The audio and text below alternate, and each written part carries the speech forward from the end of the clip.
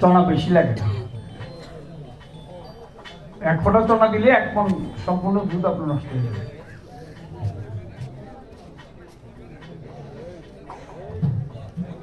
নীরব হয়ে বসবেন সবাই।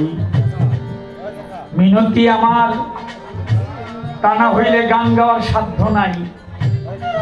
দোয়া চাই সবার। আমি অনেক রাত্র যাবত ডাকতেছি, সামনে আরো অনেক রাত্র ডাকতে হবে। বেশি কথা বললাম, কতক্ষণ ক্ষমা চাই। আর যারা আছেন একটু খেয়াল করে না, তারা আমাদের কষ্ট দিয়ে না। মানুষের জন্ম পেয়েছ, আস্তাফুল মাখলুক, সর্বশ্রেষ্ঠ জীব মানুষের। ফেরেশতাদের চাইতে মানুষ বড়, মানুষ ফেরেশতাদের চাইতে বড়। তো কবরের মধ্যে ফেরেশতা আপনাকে প্রশ্ন করবে, আপনার জবাব দিতে হবে। ফেরেশতা আপনাকে প্রশ্ন করবে কেন? আপনি না বড়, আপনি না শ্রেষ্ঠ? শ্রেষ্ঠকে কি কেউ প্রশ্ন করতে পারে? যদি বড় হন তাহলে আপনাকে শাস্তি দিবে কেন? কোন কারণে শাস্তি দিবে? তাহলে আশরাফুল মাখলুক যে শ্রেষ্ঠ বলা হয়েছে, সেই শ্রেষ্ঠত্ব আপনাকে বজায় রাখতে হবে। মনুষ্যত্ব আপনাকে বজায় রাখতে হবে, তাহলেই আপনার এই মানুষের জন্ম সার্থক হবে। ওই যে আমার বাবাজি বক্তব্য দেওয়ার সময় একটা কথা বললো যে হাত পাও নিয়ে জন্ম নিলি মানুষ বইলা কয় না। তার হাত পাও নিয়ে জন্ম নিলি কি মানুষ হয়? মানুষ হয় আকলাকে, চরিত্রে, ব্যবহার। সেটা যদি আপনার ঠিক থাকে তাহলে আপনি যে আশরাফুল মাখলুক তাহলে ঠিক আছে। আর যদি সেটা ঠিক না থাকে তাহলে আপনি মানুষ এই কথা বলতে পারেন না। কারণ ইব্রাহিম আলাইহিস সালাম তিনি জাতির পিতা। ওনার যিনি পিতা থাকবে, কোরআন শরীফের মধ্যে 2 জায়গায় 2টা শব্দ আসছে। ওনার নাম আজল ব্রাহ্মণ। ওনাকে ইব্রাহিম আলাইহিস সালাম বলবে যে আমার বাবাকে দোজখের মধ্যে দেওয়া হচ্ছে। আল্লাহ পাক বলবে যে একটা ব্যবস্থা করা হয়েছে, কি একটা রূপ তার পশুর, আরেকটা রূপ হইল তার মানুষের রূপ। মানুষের রূপটা জান্নাতে যাবে, পশুর রূপটা দোজখে যাবে। কি বললেন? রূপ 2টা দিয়ে দিলেন, যে একটা মানুষের রূপ, একটা পশুর রূপ। পশুর রূপটা দিয়ে দিলেন দোজখের মধ্যে, জাহান্নামের মধ্যে, আর মানুষের রূপটা দিয়ে দিলেন জান্নাতের মধ্যে। তাহলে মানুষের রূপ নিয়ে যদি এই যে 84 লক্ষ জনি ভ্রমণ করে আসলাম, যদি মানুষের রূপ ঠিক থাকে তাহলে আমাকে দোজখে দিবে, এত বড় সাহস ক্ষমতা কারো হয়নি। কাজটা যদি মানুষের করি, আর আমি মানুষের কাজটাই করতে পারলাম না, আমি পশুর কাজ করলাম, তাহলে আমাকে তো পশুর জায়গায় রাখবে।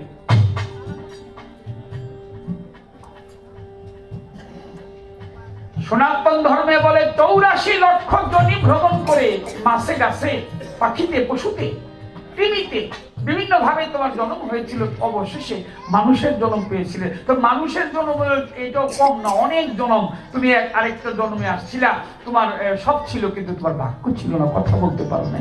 তখন আবার বললা যে আল্লাহ আমি কথা বলতে পারি না। কথা দিল, জবান দিল, এবার অন্ধ করেছে। তুমি বলতেছো আল্লাহ আমাকে তো অন্ধ করে দিলাম, তো এখন চোখে দেখি না, কথা বলতে পারি। এইবার চোখ দিয়েছে, আবার তোমাকে বয়রা করে দিল, কানে শোনো না। তুমি বলছো আল্লাহ আমি তো এবার কানে শুনি না, তোমাকে লুলা করে দিল, যে আল্লাহ আমি চলতে পারি না, ল্যাংড়া করে দিছে, তুমি হাঁটতে ধরতে পারো না। আল্লাহ পাক এইবার একটা পরিপূর্ণ রূপ দিয়েছে, এই যে মিরাজ দেওয়ান, কাতুল দেওয়ান গান করে দেখলে মানুষ তাকায় থাকে। পরিপূর্ণ রূপ নিয়ে তারপরে যদি তুমি মানুষের ব্যবহার না করতে পারো, তাহলে তোমার থেকে পশুটাই ভালো। কারণ পশু পাইরবি করেছে, পশু বিনা হিসাবে জান্নাতবাসী। আল্লাহ পাক এই কথা কোরআনে দিয়েছে প্রকাশী। পশু জান্নাতবাসী বিনা হিসাবে। ওই যে গর্থের নামে যে সূরা নাজিল হয়েছে, সূরা কাহাফ, শুধু সে মালিকের পায়রবি করেছে, মালিকের পাহারাদার হিসাবে ছিল, এর জন্য আল্লাহ পাক বললেন যে কুকুর তুই যে কাজটা করলি, তুই মালিকের পাহারায় রইলি, এই পাহারায় থাকার জন্য আমি আল্লাহ ঘোষণা করছি তুই কুকুরের কোনো বিচার হবে না, তুই জান্নাতবাসী। পাঁচটা পশু জান্নাতে যাবে, এর মধ্যে কুকুর একটা। সূরা কাহাফে রাসূলের কাসওয়া, উট, এটা জান্নাতবাসী। পশু জান্নাতবাসী। তুমি মানুষ হয়ে, আমি মানুষ হয়ে, আমি বলতেই পারবো না আমারে কোন জায়গা বলতে, কোনো গ্যারান্টি নাই, ওয়ারেন্টি গ্যারান্টি। তাহলে অনেকগুলি সনাতন মুসলমান ধর্মে, ইসলাম ধর্মে বলে বলেছে 9 বাতুন ঘুরে আসছো, 9টা বাতুন মানে গোপন জায়গার মধ্যে তুমি ছিলা। এরকমই মানুষটা তুমি ছিলা না, অনেক কিছুর পরে তারপর তোমাকে তুমি আসমান থেকে হঠাৎ করে ধপ করে পড়ো নাই, অনেক কিছু দিয়ে তারপর তোমাকে বানানো হয়েছে। বলেছে ওই যে আমার বাবাজি কাবি বাবাজি, আমার বাবা বললো যে মানার ফানাফসাউ ফাকাত আরাফারাব্বু। এই প্রশ্ন করেছিল কে? মাওলা আলী প্রশ্ন করেছিল দয়াল নবীকে যে আমি আল্লাহ সম্বন্ধে জানবো, আমি ধর্ম সম্বন্ধে জানবো, এটা কিভাবে জানতে পারি? দয়াল নবী জবাবে বলছিল মান আরাফা নাফসাহু ফাকাদ আরাফা রাব্বাহু। তুমি তোমার রবকে, ধর্মকে জানতে চাইলে তুমি তোমাকে চেনার চেষ্টা করো। তোমাকে যতক্ষণ পর্যন্ত চিনতে না পারবে ততক্ষণ ধর্ম সম্বন্ধে, আল্লাহ সম্বন্ধে জানা হবে না। বৌদ্ধ ধর্মের ধর্ম প্রবর্তক নাম তার গৌতম বুদ্ধ, তার এক ভক্ত ছিল নাম তার আনন্দ। তিনি প্রশ্ন করেছিলেন গৌতম বুদ্ধকে ধর্ম কি, ঈশ্বরকে। তিনিও ওই কথাটা বলছিলেন ধর্মং শরণং গচ্ছামি। তুমি ধর্ম সম্বন্ধে জানতে চাইলে, ঈশ্বর সম্বন্ধে জানতে চাইলে তুমি আগে তোমাকে নিয়ে ভাবো, তোমাকে নিয়ে চিন্তা করো, তুমি কোথায় ছিলে, তুমি কোথায় আসছো, তুমি কোথায় যাবে, তোমার মাঝে কি বিরাজে। প্রশ্ন করলেন শ্রীকৃষ্ণ মহাপ্রভুকে ভক্ত অর্জুন, ধর্ম কি, ভগবান কে? শ্রীকৃষ্ণ তার জয় বলেছিল আত্মানং বিধি। তুমি তোমার আত্মাকে, তোমাকে নির্জনে বসে ধ্যান করে তুমি তোমাকে আগে জানো তুমি কে, তখন তোমার ধর্ম সম্বন্ধে, ভগবান সম্বন্ধে তোমার জানা হবে। মহা একজন দার্শনিক আসছিলেন, পরে দেখবেন নাম তার সক্রেটিস। তাকে প্রশ্ন করেছিল, তার এক ভক্ত ছিল নাম তার প্লেটো। তাকে প্রশ্ন করলেন যে ধর্ম কি, গড কে? তিনি তার জবাবে বলেছিলেন নো দাই সেলফ। তুমি তোমাকে চেনো, চিনলেই তোমার গড সম্বন্ধে, পাওয়ার সম্বন্ধে, তোমার ধর্ম সম্বন্ধে তুমি জানতে পারবা। কোথায় তুমি বিরাজমান, সে ওখানেই বিরাজমান। এটার ভিতরেই তুমি একটু খোঁজাখুঁজি করো, দূরে যাওয়ার দরকার নেই। বস্ত্রানগরে বাড়ি, রাবেয়া বসরি পাগলনি হাসান বসরি মস্ত বড় বলি, যিনি রাসূল আকরাম সাল্লাল্লাহু আলাইহি ওয়াসাল্লামের হাতের জুঠা পানি খেয়েছিল। সুবহানাল্লাহ। নবীজির পানি মুবারক, খাওয়া পানি মুবারক ছোট ছিল হাসান বসরি, সে হাসান বসরি নবীর পানি মুবারক, খাওয়া পানিটা খেয়েছিল তার মায়ের সাথে গিয়ে। এই হাসান বসরি আস্তে আস্তে বড় হয়, বড় হইতে হইতে সে এক নারীর প্রেমে মধ্যে যায়। সেই নারীকে, সেই নারীর নাম হচ্ছে রাবেয়া বসরি। রাবেয়া বসরিকে দেখে সে যতই দেখে তার ততই ভালো লাগে। রাবেয়া বসরি এরকম এসে মায়েরা গান শুনতেছে, এরকম ওয়াজের মাহফিলে এসে বসতেন। যতক্ষণ তিনি না আসতেন ততক্ষণ পর্যন্ত হাসান বসরি ওয়াজ করতেন না, তিনি বসে থাকতেন। একদিন এক ভক্ত জিজ্ঞেস করে বসছে যে হুজুর আপনি ওয়াজ করেন না কেন? এই যে অনেক লোকজন বসে নিছে। বলে আমি একজনের অপেক্ষা করতেছি। বলে কি? বলে নারী। বলে নারী কি? বলে হ্যাঁ রাবেয়া বসরি। বলে তার জন্য আপনি অপেক্ষা করছেন কেন? বলে তুমি আমাকে জবাব দাও, হাতির খাবার পিপিলিকাকে দিলে সে কতটুকু খাইতে পারবে? হাতির খাবার পিপিলিকাকে দিলে পিপিলিকা তার কতটুকু খাইতে পারবে? হাতি তো বড় বড় কলা গাছ ফসল দিয়ে খায়, আর পিপিলিকা খায় কতটুকু? লোকটা বলে হুজুর আমি বুঝি নাই। বলে বুঝো নাই? রাবেয়া বসরি হচ্ছে একটা হাতির ন্যায়, আর তোমরা সব মিলে হইল পিপিলিকার ন্যায়। আমি যে খাবার দেই সেটা হাতির ন্যায় খাবার, পিপিলিকা সেই খাবার খেয়ে হজম করতে পারবে না, সহ্য করতে পারবে না, খাবার খাইতে পারবে না। সেই রাবেয়া বসরি, হাসান বসরি একদিন খুঁজতেছে রাবেয়া বসরিকে, কোথায় আছে? লোকের কাছে জিজ্ঞেস করে, লোকজন বলে পাগলনিটা ছোট্ট অট্টালিকার উপর, সেখানে ঘুরে ফিরে সেইখানে তার ঘর। গিয়ে দেখে একটা গাছের নিচে বসায় আছে। হাসান বসরি দূর থেকে দেখতে পায় অনেকগুলি পাখি এসে রাবেয়ার সাথে খেলায়। অনেকগুলি পাখি এসে দূর থেকে হাসান বসরি দেখে খেলতেছে। পাখি গাছের ডালে যায়, আবার রাবেয়ার শরীরে এসে বসে, কাঁধের উপরে বসে, মাথার উপরে বসে, হাঁটুর উপরে বসে। আমি কয়েকটা কবুতর পালি, আমি বাড়িতে গেলে একদিন না দেখলে আমার কাছে ভালো লাগে না। ও ডাকলে আমি একটু খাবার নিয়ে দিলে, যারা একটু ফেসবুক দেখেন তারা দেখবেন একটু ওই লাইভ টেবিল দিই মাঝে মধ্যে, গাছ গাছালি বুড়ি টুড়ি এটি বুড়ি, ওই পাখিরা এসে খেলা করে, গাছের ডালে যায় আবার আসে, আবার যায় আবার আসে। তো একেবারে হাসান বসরি তিনি রাবেয়া বসরির কাছাকাছি চলে গেছে, পাখিগুলি সব গাছের ডালায় চলে গেছে, গিয়ে যেন ভয় পাইতেছে, একটু এইরকম করে বসেছে। হাসান বসরি কয়, রাবেয়া, দূর থেকে দেখলাম অনেকগুলি পাখি তোমার সাথে খেলা করে, এখন গাছের ডালে গিয়ে পাখিগুলি এইরকম একেবারে কুচি কুচি খেয়ে বসেছে, পাখিগুলি আর এখন আসে না, উড়ে না, ব্যাপারটা কি? বলে, হাসান, তুমি কি দিয়ে খাবার খেয়েছ? বলে, খাবার খেয়েছি আমি আজকে পাখির মাংস, পাখি জবাই করে মাংস দিয়ে রুটি দিয়ে খেয়েছি, জবের রুটি। ও হাসান, তুমি পাখির মাংস খাও? পাখিরা তোমাকে দেখে ভয় পেয়েছে। তুমি পাখি জবাই করে খাও, এর জন্য পাখিরা তোমাকে দেখে ভয় পেয়েছে, ওখানে গিয়ে ভয় আর নামছে না, তোমার গাল থেকে মাংসের গন্ধ আসে। তুমি যদি এখান থেকে একটা পাখি যাওয়ার সময় ধরে নিয়ে যাও, জবাই করে খেয়ে চলো। জানো হাসান, আমার এই জীবনে আমি কখনো পাখির মাংস খাইনি। পাখিরা আমাকে ভয় পায় না, ওরা জানে আমি ধরে খাবো না। তোমার তো পাখি খাওয়া স্বভাব, তাই তোমাকে পাখিরা ভয় পায়।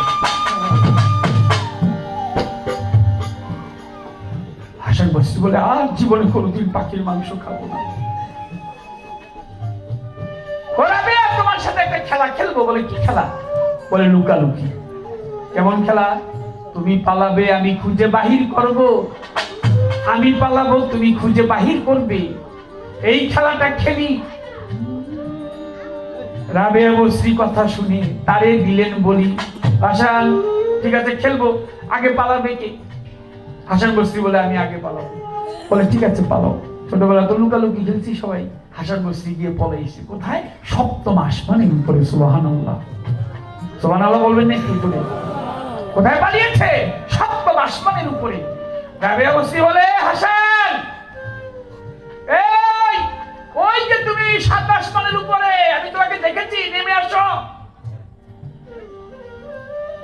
নেমে আসছে। রাবেয়া বলে, এবার আমি পালাই। বলে, পালাও। রাবেয়া বসরি এবার পালিয়েছে।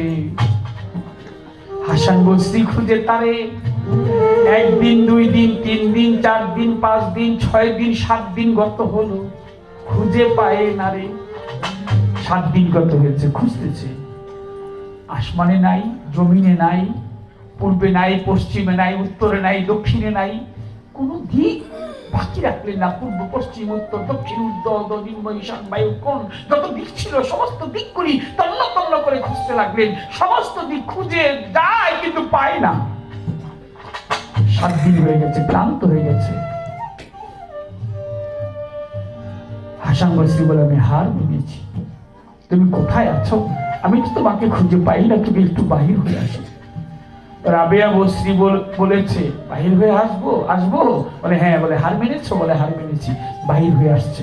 বলে, পালিয়েছিলে কোথায়? আমি তোমাকে কত জায়গা আসমানে খুঁজলাম, সপ্ত পাতালে খুঁজলাম, তোমাকে কোথাও খুঁজে পেলাম না, ওই পালিয়েছিলে তুমি। রাবেয়া বসরি বলে, হাসান, আমি পালিয়েছিলাম তোমার বুকের ভিতরে। তুমি দূরে দূরে খুঁজেছো, আসমানে খুঁজেছো, ওই জমিনে খুঁজেছো, পূর্ব, পশ্চিম, উত্তর, দক্ষিণে খুঁজেছো, তুমি একটু এইখানে তাকিয়ে দেখো নাই? এখানটায় তাকাইলে তো পাইতে আমাকে। দূরে খুঁজলে কি পাওয়া যায়? দূরে খুঁজলে কখনো পাওয়া যায় না। তুমি এইখানে আমাকে না দেখে তুমি বাইরে বাইরে ওই দিক খুঁজলা, পিছনে খুঁজলা, সামনে খুঁজলা, আসমানে খুঁজলা, তুমি কাছে তাকাইলা না কেন? সে কোথায়? লালন সাইজি বলেছে, বাড়ির পাশে আরশিনগর এক ঘর পড়শি বসত করে, আমি একদিন ওরা দেখিলাম তারে। শেষে বলেছে, সে আর লালন এক ঘরে রয় তবু লক্ষ যোজন দূরে। কারণ সে দেখে না, যে দেখে না তার জন্য লক্ষ যোজন দূরে, আর যে দেখে তার জন্য একেবারেই কাছে। তুমি অত কিছু ঘোরাঘুরি না করে তুমি একটু তোমার নিজের মধ্যে খেয়াল করে দেখো, সে যে এখানেই মানার ফানাফসল মধ্যে বিরাজিত।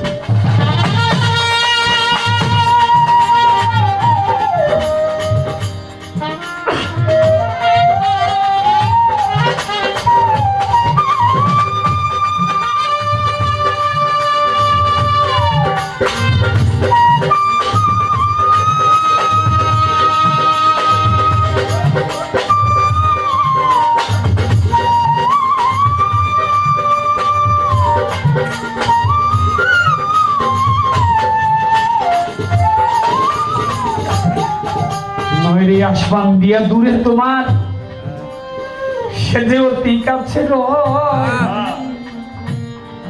কাছেতে পাবে তারে, দূরে সে তো নয়।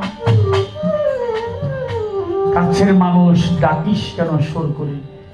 তুই কাছে খুঁজ, এখানে খুঁজলে যাকে পাওয়া যায়, দূরে দূরে খুঁজে অত প্রয়োজন কি? তাই হেন জনম, মানুষের জনম, এখানে সবকিছু আছে। তুমি আসমানের কাছে গিয়ে, একজন কামেল মুর্শিদের কাছে গিয়ে জেনে নাও কোন ধাপগুলি তুমি পার হয়ে আসছো। আবার যদি আসো, ভাবুক কবি পাগল বিজয় সরকার বলেছে, আমারে আবার যদি পাঠাও দয়াল এ মায়ার সংসারে, ওই রকম একজন গুরু ভক্ত মায়ের গর্ভেই জন্ম দিও আমারে। আরে আমি মুচি হলেও সুচি হব, আমার মন যদি গুরু অনুরাগী হয়। আবার যদি আসি, আমাকে যেন গুরু ভক্ত মায়ের গর্ভে আবার জন্ম দেয়, দয়ালের কাছে বলছে। তাহলে তুমি যদি ওই রকম গুরু ধরা লোক হও, একজন কামেল গুরু সঙ্গ নিতে পারো, তুমি জানতে পারবা মানুষের জন্মটা কিরকম। ওই বাবা রে বাবা, ফেরেশতাদের চাইতে মানুষকে বড় করে দিল, এত বড় মর্যাদা মানুষকে দিয়েছে, সে এত মর্যাদা পেয়ে কেন তুমি মর্যাদা রক্ষা করতে পারতেছ না? বলা হয়েছে দেহের মধ্যে ৭২,০০০ নারী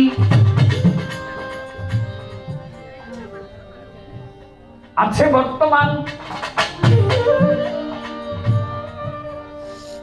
এর মধ্যে ৩ জন রয়েছে প্রধান, হীরা, পিঙ্গলা, সুশর্মা।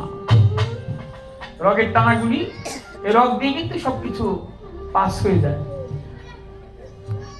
আকফা এই জায়গাটা, এটা মেইন জায়গা হচ্ছে মানুষের এইখানটা, এইখান থেকেই পাস হয় সবকিছু। বাবার কাছে যাচ্ছেন, বাবা যাচ্ছে মায়ের কাছে, এখান থেকে কিন্তু উৎপত্তিটা হয় এই জায়গা থেকে, পিছন দিয়ে তারপর পাস হচ্ছে বাবার থেকে মায়ের জমিতে। আল্লাহ বলছে নারীরা মায়েদেরকে বলছে ক্ষেত্র স্বরূপ, আর পুরুষদেরকে বলছে কৃষক। সময় মতো গিয়ে বীজ বুনো, বীজে ফসল হবে। আমি জানি না অত কিছু, আমি বলি মিরাজ বাবা আমি তো অত কিছু জানি না, বাকিটা আমার বাবাজি যারা সাহেব আছে তাদের কাছ থেকে জানতে হবে। আমি মাত্র কয়েকটা কথা তুলে দিয়ে যাই, এটা আমার কাজ। মূলত পক্ষে গুরু হচ্ছে আমার শহীদুল বাবাজি, গুরু হচ্ছে আমার ইয়াসিন বাবাজি, গুরু হচ্ছে আমার আসমান দিয়া, যার হাতে বায়াত হয়েছে তার কাছ থেকে গিয়ে জেনে নিবে। কৃষককে আর জমি কি বিষয়টা কেন? একবারে একজন কাজল দেওয়ান হয়, একজন মিরাজ দেওয়ান হয়, একবারে।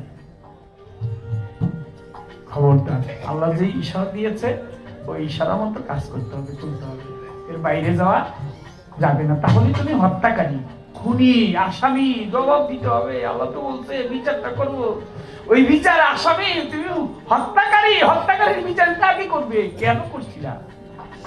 জেনে নিতে হবে তোমার গুরুর কাছে করোনার কারণ।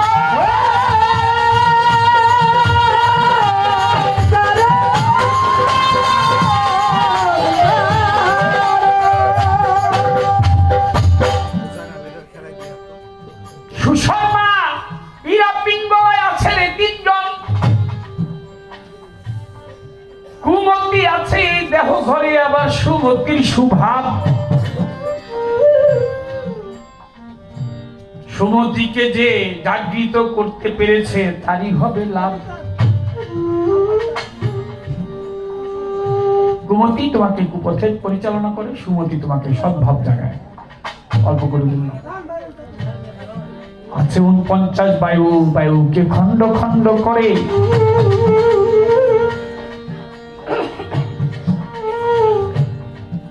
বেশি বলবো না, অল্প করে বলিব আসরে। প্রাণ, অপান, উদ্যান, বেন, সমবায়ু, দ্বাদশ বাহিরে, দ্বাদশ ভিতরে আসা যাওয়া করছে। আমার একটু বেশি শীতের রাত্র, আপনারা বসে আছেন চাদর মুড়া দিয়ে, আমি কিন্তু ঘামতেছি। মিরাজ বাবা যখন গান করে সেও কষ্ট পায়। আমার ধুলি ও একটা মাত্র পাঞ্জাবি পড়ছে, নিচে একটা গেঞ্জি। ওই বাঁশি বাজায় যারা তারা জানে, যখন ফুক দেয় তখন তার কষ্ট হয়, দম বেশি চলে। এটাকে সাধকগণ যারা তারা কমাইতে বলছে, যেটা বেশি না চলে, সর্বোচ্চ ঊর্ধ্বে চলে। 12-র উপরে 14, 16, 18, 20, 24 চলে সর্বস্ব। সর্বোচ্চ ওইখানে গেলে 24 চলে, তখন পিতামাতার রণ যুদ্ধ হয়, তখন রণে যায় তারা সর্বোচ্চ। তাই সাধুগণ বলেছে ওখানে বৎসরে 12, তার সেই তো যত কমাইতে পারো আরো কম। এক আঙ্গুলে আগুন নিগুম বুঝতে পারে, 2 আঙ্গুলে মুবাসসিরাত, হাদিসের ভাষায় বলেছে মুবাসসিরাত সুস্বপ্নের অধিকারী, 3 আঙ্গুলে তিতাব জ্বালা বারণ হয়, 4 আঙ্গুলে চতুর্দল বশ করে, 5 আঙ্গুলে তার পঞ্চাত্তা সবসময় জিকির করে। আমরা গান করিতে মাঝে মধ্যে অনেক লোক আসে আমাদের সাথে কোলাকুলি করে, দেখি উনি জিকিরের হালতে আছে, বুঝি যে লোকটা জিকির করতেছে, তিনি যে বসছে এইখানে আছে, আশেপাশে একজন আছে জিকির করতেছে, তার জিকির জাগৃত আছে, কল্প সবসময় জিকির করতে আছে, কল্প তার বন্ধ নাই, তার কল্পটা আলোকিত হয়েছে। আমি আমার অনেকের প্রতি ঘটেই আছে খোদা, কারো ঘট নয়, খালি কারোটা বিকশিত, কারো চাপা করি। 6 আঙ্গুলে স্বরলিপিবদ্ধ করে, ভিতরে যে 6টা রিপু, কাম, ক্রোধ, লোভ, মায়া, মদ, মাৎসর্য। মদ মানে আমিত্ব, মাৎসর্য মানে হিংসা, অহংকার আদি। এই রিপুগুলাকে সে বাধ্য করেছে। কামের যন্ত্রণা আছে, ক্রোধ আছে, ওই যে পাগল নাচে, আমি তো রাগ দেখাইলাম, তার মানে আমি এখনো আসল হইতে পারিনি, রাগ আছে ভিতরে, যার ভিতরে রাগ থাকবে সেই গুরুগিরি করতে হবে না, আরো ঠান্ডা গুরু।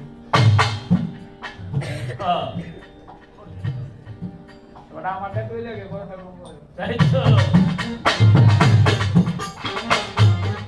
লোভ আছে, মায়ায় আছে, মদ মাৎসর্য আছে, দেহের ভিতর 7 আঙ্গুলে 7 সমুদ্র। আমার কথা ধর পাড়ি দিয়ে যায় সে, অলি হয় সেজন। 8 আঙ্গুলে 8 কোঠা হয় রে পূরণ, 9 আঙ্গুলে নববিধা ভাব ভক্তি জাগৃত হয়ে যায়, 10 আঙ্গুলে 10 ইন্দ্রিয় বাধ্য হয় তথায়। 11 আঙ্গুলি দম কমাইলে ইচ্ছা করলে পানির উপর দিয়ে হেঁটে যেতে পারে। আবার খাজা বাবা, আবার আসমান দিয়া, আমার শাহজালাল বাবা সুরমা নদী পার হয়ে গেছে, যায় নামাজ বিছায়া, সুবহানাল্লাহ। কি করেছে? যায় নামাজ বিছায়া সুরমা নদী। শাহজালাল বাবা, যিনি এই বাংলাদেশে সর্বপ্রথম ইসলাম জারি করেছেন, প্রচার করেছেন, 360 আউলিয়া সর্দার, ওলিয়া উলিয়ারা কিন্তু এই দেশে ইসলাম প্রচার করেছে, অন্য কেউ না। এখন তো চাপার জোরে অনেক কথা কয়, মূলত পক্ষে ওলিরাই এই দেশে ইসলাম প্রচার করেছে। নতুন নতুন কত ফটকা বেরিয়েছে, ফটকামি করে খালি।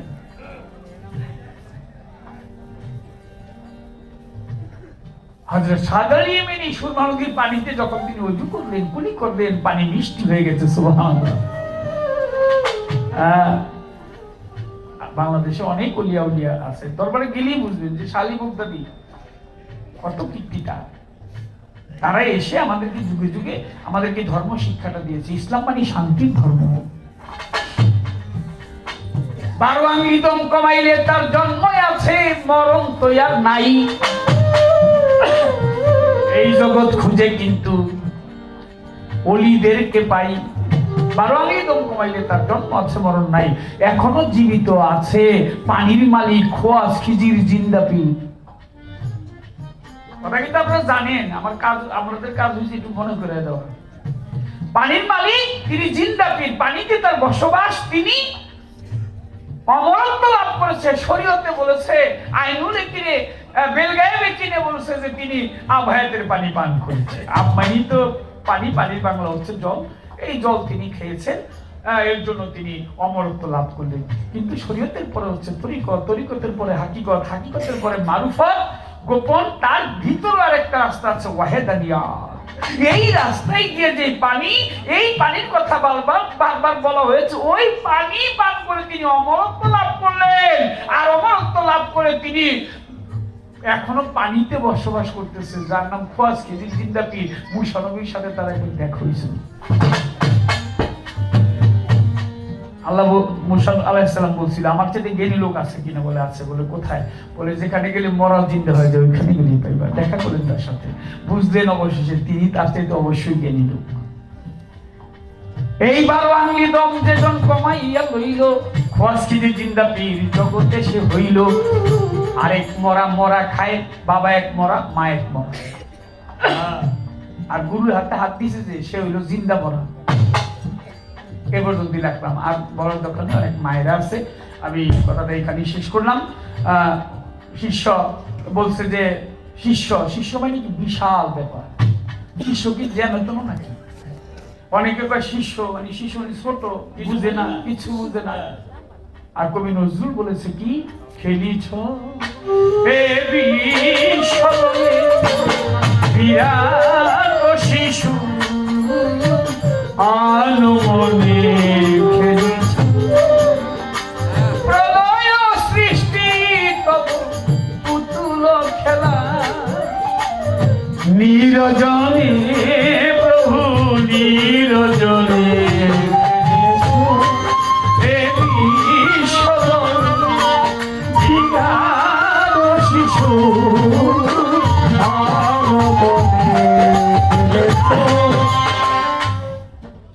খেলিছ বিশ্বলয়ে বিরাট শিশু আনমনে, প্রলয় সৃষ্টি তব পুতুল খেলা, নিরজনে বসে নিরজনে। শিষ্য একেবারে শিশু, এটা যেন তেন না, বাপের কোলে উঠে মার কোলে উঠে উঠে কয়েকটা ধরে দিমু চুলের মধ্যে ধরে টান দিয়া ধরে সব শেষ করে দিতে চায়। সেই শিষ্য হইল মিরাজ দেওয়ান আমার, অনেক বড় বটে, বিশ্বলয়ে খেলা করে বলি সকলের নিকটে। রাত্র তো মোটামুটি কম হয় নাই। ওরে বাবা রে বাবা, এই একটা খাতা দি।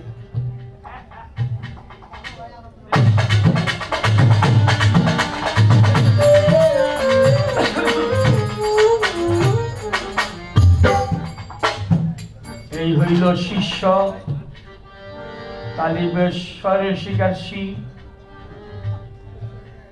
মদিনার সজ্জফালা। শিষ্য নাকি এটা শিষ্য তালিবেশ্বরের শিকারী মদিনার সজ্জফালা। তার মানে এদিক দিয়ে একটা তরবারির মতো দিয়েছে সামন দিয়ে, খবরদার সাবধান। এর মধ্যে আবার দুইটা পুটুলি মারছে, একটা এদিকে একটা এদিকে। আবার মদিনার দিছে, এটার প্যাকটা দিছে আবার কাইটা, পিছন দিয়ে আবার একটা কাশির মতো দিয়ে দিছে, বক কাশির মতো। ও বাবা, ব্যাপারটা কি?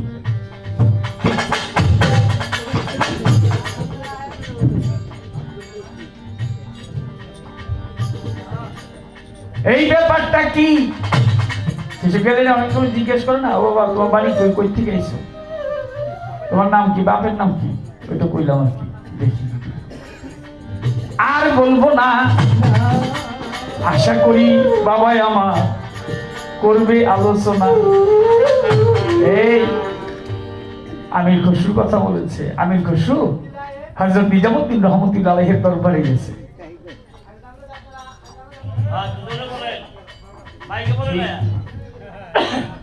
তাহলে অনেকদিন আগে আমার বায়না করছে, বায়না করার পর যে কতটি বায়না আমি ফেরত দিছি আমি জানি আর আমার আল্লাহ জানে। জোর করে আজকে গান গাইব, যে আমার কলাতি আমার ডাইকে নিয়ে গেছে, অবশেষ আজকে গান হইতেছে ওইখানে, গান গাইতে হইব। আমাকে কলাতিয়ার লোক যদি থেকে থাকে, আমার কলাতিয়া নিয়ে তারপর গান গাইতে চাইছে। আমি চিন্তা করলাম যে তালির লোকের পরে আমার এই সম্পর্ক নষ্ট হয়ে যাবো গানে না গেলে। এরপরে আইসি, এরপরে যদি তোমার জ্বালা দেও আমার সহ্য হয়, আরো সেফারটা তো বাদ দিছি, এমনি কষ্ট দিও না।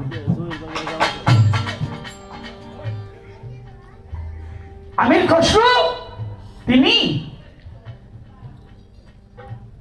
নাকে ফুল পুড়ে গেছে। কোথায়? হযরত নিজামুদ্দিন রহমতুল্লাহ আলাইহির দরবারে।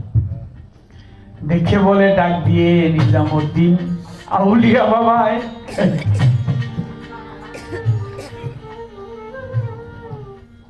এসেছো ভক্ত, বলতেছি তোমায়। বলে বাবা দেখেন তো আমাকে কেমন লাগে। হযরত নিজামুদ্দিন আউলিয়া বলে চমৎকার, খুব সুন্দর হয়েছে। পরের দিন আবার চলে গেছে, এবার দুই কানে দুইটা দুল পড়েছে। ও বাবা আজকে আসছি, আজকে কেমন লাগে? বলে গতকালকের চেয়ে আজকে বেশি সুন্দর লাগে। পরের দিন আবার গিয়েছে, পরে গলায় হার, মাথায় টিকলি পড়েছে। নিজামুদ্দিন আউলিয়ার দরবার, বাবা আজকে কেমন লাগছে? বলে গতকালকের চেয়ে আজকে আরো বেশি সুন্দর লাগছে। ও ভক্ত ধন্যবাদ জানাই, আমারে সাজাইছে ভক্তি দিয়ে।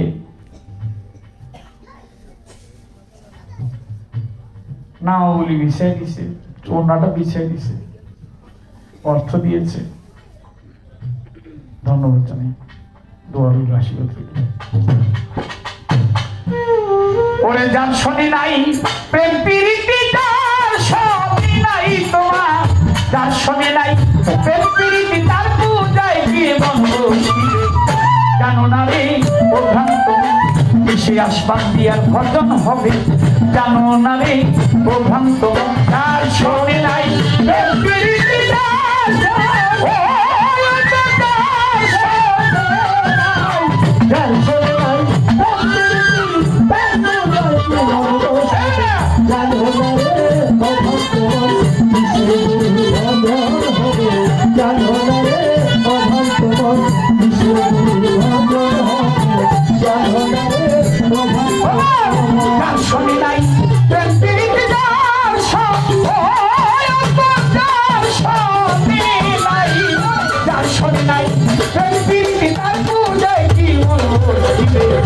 জানো না রে ও ভ্রান্ত, সে আসমান দিয়ার ভজন হবে জানো না রে ও ভ্রান্ত, যার শনি নাই প্রেম প্রীতি তার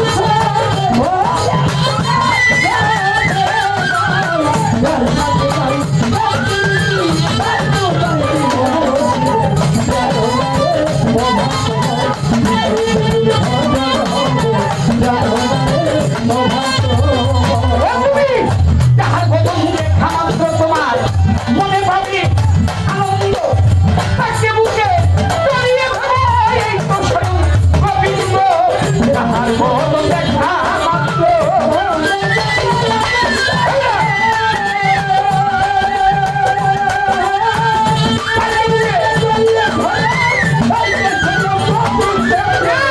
যাহার বদন দেখা মাত্র মনে পাবে আনন্দ তাকে বুকে জড়িয়ে ধরো, এই তো স্বয়ং গোবিন্দ দিয়েটা প্রতি অঙ্কে প্রতি অঙ্গ জড়িয়ে ধরো বিদ্যা সঙ্গ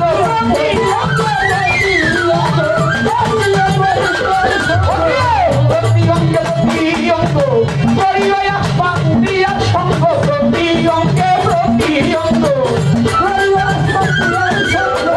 প্রতি অঙ্গে প্রতি অঙ্গ মহিলা শহীদুল কাদের সঙ্গ খুলিবে প্রেম তরঙ্গ ভেসে যাবে তোমার, ভেসে যাবে প্রেম তরঙ্গ তার দেহ সূর্য হবে জানো না রে ও ভক্ত হয়ে যার শনি নাই প্রেম প্রীতি তার ও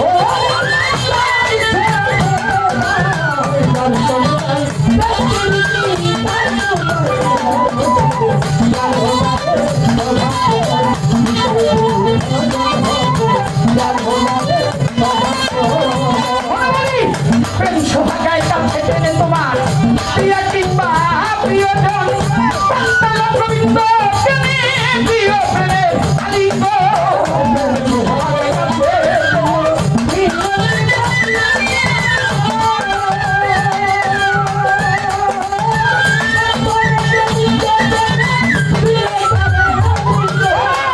প্রেম সোহাগায় কাছে টেনে তোমার প্রিয়া কিংবা প্রিয়জন সন্তান গোবিন্দ টেনে প্রিয় প্রেমের আলিঙ্গ তোমার মুখে যাহার লাগে সবে প্রিয় আসমান দিয়ার ভোগে মুখে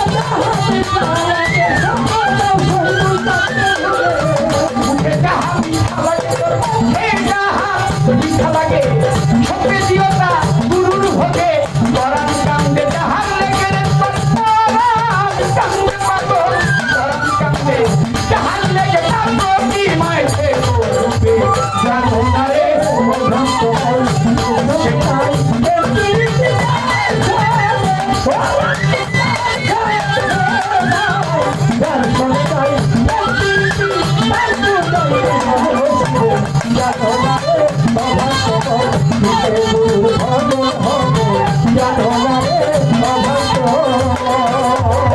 সবার চাইতে গোপন প্রীতি যার ছবি আদান প্রদান তার প্রতিমায় পুজো দিতে লাগে না ধর্ম ভক্তি জানলে লাগে না ধর্ম তার